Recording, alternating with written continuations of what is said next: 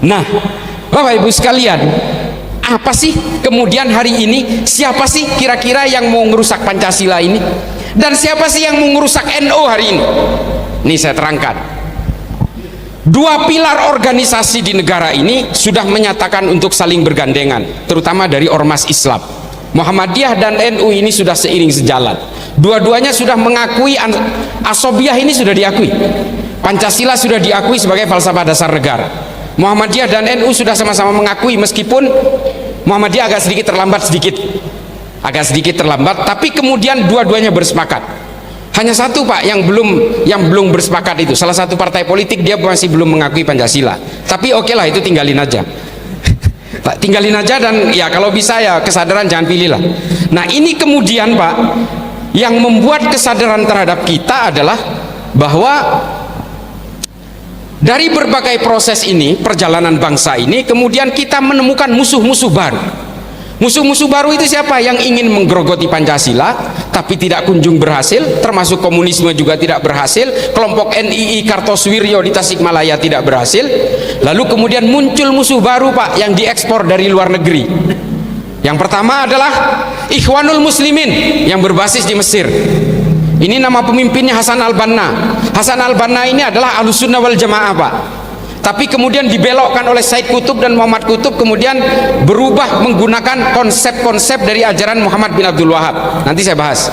Kemudian yang kedua adalah Hizbut Tahrir. Ini gerakan politik yang berasal dari Palestina, yang kemudian hari ini berusaha meracuni anak-anak muda kita dan kita semua. Yang ketiga adalah kelompok Wahabi.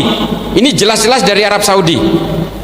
Nah ini yang kemudian menjadi tiga pokok utama yang harus kita lawan, karena tiga-tiganya ingin menumbangkan Pancasila, dan tiga-tiganya ingin menumbangkan NU dan Muhammadiyah, karena NU dan Muhammadiyah dianggap sebagai penopang utama keberlangsungan Pancasila.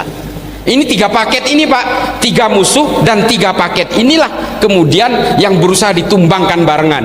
Jadi mohon maaf kalau di NU sekarang muncul faksi-faksi yang mengatasnamakan NU garis inilah, garis miring, garis putus-putus lah. Nah ini kan sebenarnya upaya pemecah belah itu. Termasuk di Muhammadiyah juga ada faksi-faksi meskipun nggak kelihatan.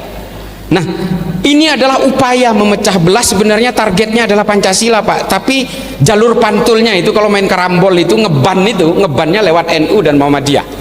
Makanya jangan sampai NU dan Muhammadiyah ini terhasut lalu kemudian rontok perlahan, hingga lama-lama negara ini tumbang perlahan juga. Ini nggak boleh Pak, harus kita perkuat. Teman-teman dari para ulama dari Muhammadiyah perkuat, teman-teman dari NU perkuat Pak, karena ini udah kesepakatan bersama. Al-Asobiyahin, Piagam Madinahnya sudah fix, kita setujui bersama. Negara Indonesia ini kan negara nggak masuk akal Pak, benar-benar nggak masuk akal.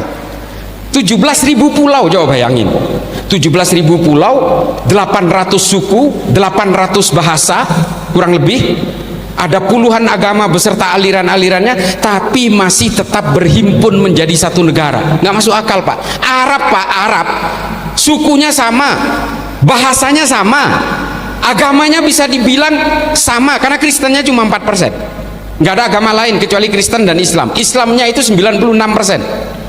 Sama semua Pak. Tapi coba lihat, ada Kuwait, Oman, Bahrain, Yaman, Saudi, Yordania. Ini negara perintil-perintil, kecil-kecil negaranya. Kenapa? Meskipun satu suku, satu bahasa, satu agama, mereka nggak bisa bersatu Pak. Nah makanya Pancasila ini, negara Indonesia ini kalau ada di Arab mungkin udah pecah menjadi 25 negara Pak. Tapi kita kan enggak, sampai sekarang masih bisa bersatu. Timor Leste itu lepas karena kita salah caplok Pak. Karena itu sebenarnya jalan Portugis, kita memaksakan untuk mendapatkan Timor Leste, tapi sebenarnya tidak didukung oleh perjanjian masa lalu. Makanya akhirnya ya lepas aja. Tapi kalau KKB Papua ya harus bertahan Kak, karena itu adalah warisan dari kolonial Belanda yang seharusnya memang masuk ke wilayah Indonesia. Cuma hari ini kan bajingan semua yang ada di sana itu, nggak paham sejarah. Nah ini kemudian yang harus kita pahami adalah bahwa kemudian kelompok-kelompok yang tiga ini berusaha menggembosi kita semua Pak, memecah belah kita. NU juga jangan tenang-tenang Pak, di dalam itu ngobok-ngobok Pak. Kelompok Ikhwanul Muslimin ini yang paling bahaya. Ikhwanul Muslimin ini ubudiahnya sama, mereka maulidan juga, tahlilan juga, ziarah kubur juga, kalau ada yang meninggal dibacain talqin juga, sama Pak. Tapi tujuannya tetap khilafah Pak.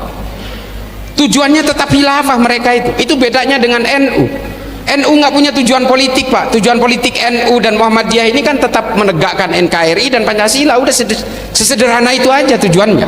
Tapi kalau yang lain ingin menumbangkan negara ini dikuasai, lalu kemudian semua dihomogenkan paksa. Sama Pak, Hizbut Tahrir juga. Padahal kalau mau debat soal khilafah, saya layani 7 hari 7 malam nggak pakai makan, ayo. Kita mau bongkar secara historis. Saya selalu menyuarakan tantangan ini, tapi nggak ada yang mau debat sama saya. Saya nggak merasa pinter, nggak merasa hebat, tapi mari kita permainkan literatur yang disediakan oleh Islam. Islam menyediakan semua literatur tentang khilafah itu. Ini sistem politik biasa Pak. Kelompok-kelompok penggarong Pancasila ini kan selalu ingin membawakan referensi masa lalu sebagai sistem yang paling ideal hari ini.